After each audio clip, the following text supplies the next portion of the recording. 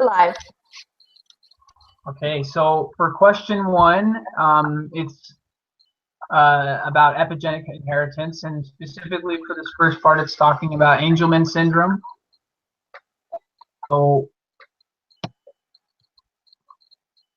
we need to look more at what the female is bringing to each progeny, because the father's is silenced due to this. So for the first answer, we got 2 big A's, 1 I guess, 2 that have big A, little a that are heterozygous, and then 2 small a's, so recessive and homozygous. And then the phenotypes, they'll be both Angelman syndrome and non-diseased. And then for question B, so this is just asking about what the genotypes would be when it's a male who is heterozygous and then a homozygous female. So for this one, they're all going to end up having Angelman syndrome for their phenotype, because that's all the females giving, and so that's why they all have it. And again, we're kind of ignoring the male. And then, so for the next question is part C. We're talking about a woman who has triple X syndrome, and then it wants to know how many bar bodies are there.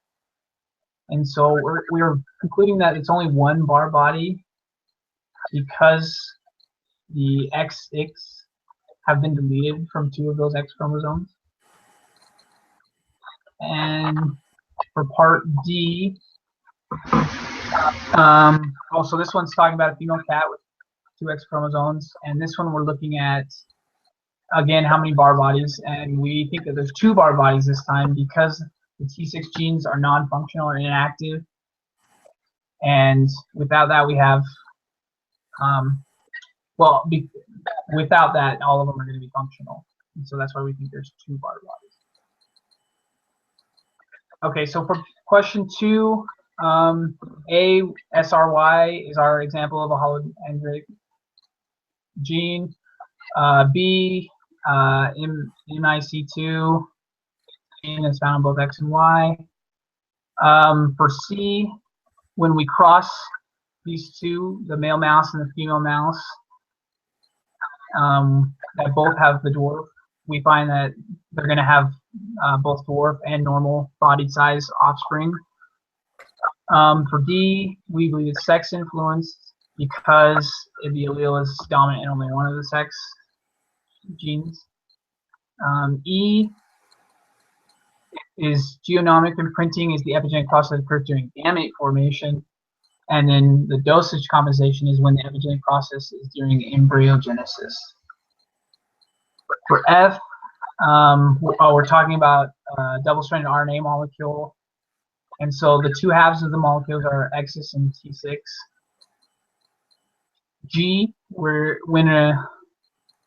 looking at it when a reciprocal process gives identical results, then where the trait is located on an autosomal gene, and then when the reciprocal process gives different results, the alleles that control the trait are located on the X chromosome.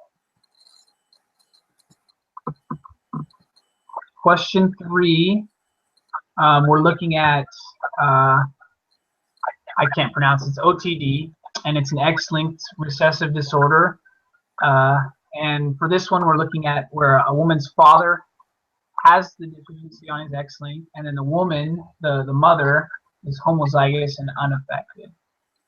So for the first part, the genotype of the woman's father is going to be XR and Y, because he does have the deficiency, and then the mother is just XX, where she doesn't have the deficiency on it. And then for part B, it's asking about the chances of their first child being a son with the deficiency, and we conclude that it would be 25%, because this woman has one of the X's with the deficiency, and so when we cross them, we find that when that X comes with the Y, that will produce a son with OTD. Part C, we're looking at the genotype of a male with whom the woman could produce a daughter with OTD. And so the genotype of that male would be, he'd have an XRY, so he'd have the R on his X. Part D, the expected genotypes and phenotypes of the above question. And the genotypes would be X, XR, XY, XR, XR. And then the phenotypes, we would have both the OTD and the non-disease. For question 4, we're talking about the presence of beards in goats, and it's on an autosomal gene. It's dominant in females and recessive. It's dominant in males and recessive in females. So it's a sex-influenced trait. So for part A, we want to find out what cross one non-bearded phenotype ratio, and then find out what the genotypes and phenotypes of the parents would have to be. They both have to be heterozygous, both B and B. That way they could still produce 3 beard and only 1 no beard. There would only be 1 homozygous recessive. If we look at the phenotypes close up, if we did just a bearded father and a non-bearded mother, like we were suggesting, then here's how the Punnett square works out. We see that we have 3 that have beards, they'll have the big B, and 1 that does not, because it's homozygous recessive.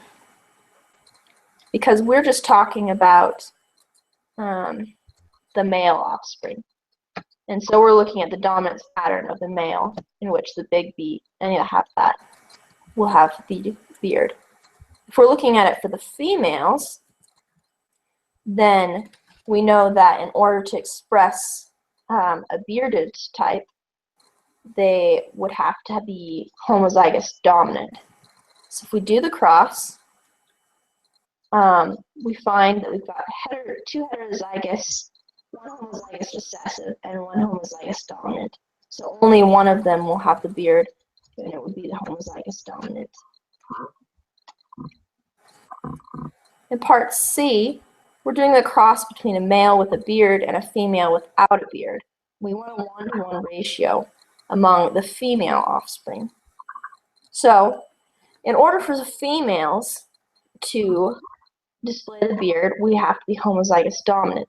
So the father has to have a big B for each one, and then the mother has to be recessive for one of the alleles so that there is a possibility of no beards.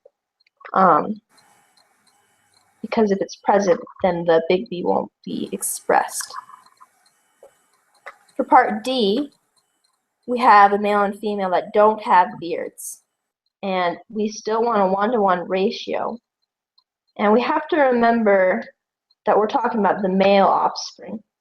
So if the father doesn't have a beard, then he has to be homozygous recessive, which means in order to have some with beards, like we're asked to have, the mother has to have a big B. She wouldn't display the bearded phenotype since she's female, but her offspring would.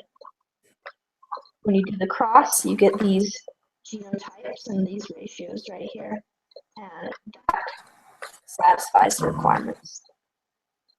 In question 5, we're talking about the cats, where the coat color is an X-linked condition, and we want types and phenotypes of the offspring are if we have a black male and a calico female. To be calico, you have to have both little b and big B, so we know the female has that. Since the male only has 1 X chromosome, we know it has to be black because he has to display that color. And so we have a genotype where it's all black, a genotype where it's all black for the males, a genotype where it's calico, and a genotype again with one that's orange. So for a male to have calico coat, he would have to have both X alleles. And the only way for him to get that is if he has two X chromosomes, which is very rare. Happens during non-disjunction. So we don't usually see a tortoiseshell cat. And even if we did have this occur, it would have to also be a big B and a little b. It couldn't be just either one in order to be a tortoiseshell. If we're talking about fruit flies, and we say that there's a mutation that makes their wings irregular, that makes them scalloped, and we're assuming that it's an X-linked recessive mutation. So in order to be displayed, it has to be X-linked recessive. We're trying to do a reciprocal cross and see what the differences in the genotypes and phenotypes are. So if we do it where the father is affected, he's going to have the disease, and he only has one X chromosome, so he's going to pass it all to all the females in the offspring, but he can't give it to the males since he doesn't give them an X chromosome. Since the female is homozygous recessive, dominant, then she doesn't give the disease to anyone. She can only give an X. So our genotypes from the cross would be dominant X, recessive X, and then dominant XY. However, if we change it where the mother is affected, then all the offspring exactly have to have the allele that has the disease out edges on it. And so all the offspring are going to get that, but the females, since they have a dominant X, they're not going to express it. And so we'll have a dominant X, recessive X, and then we'll also have just recessive X males. So we'll still have scalloped and regular, but in different proportions. In part C, we were talking about scalloped phenomenon in a X-linked cross. If we were to make an autosomal cross, we would end up with different results. We would have the mother affected for the cross and the father unaffected, and result with heterozygous offspring for all of them. If we did the father affected and the mother non-affected, we get the same results. And this is how we know it's an autosomal disease, if they hadn't told us. And so we get all normal winged offspring. Thank you for watching. I hope you enjoyed this. Sorry if I cut out.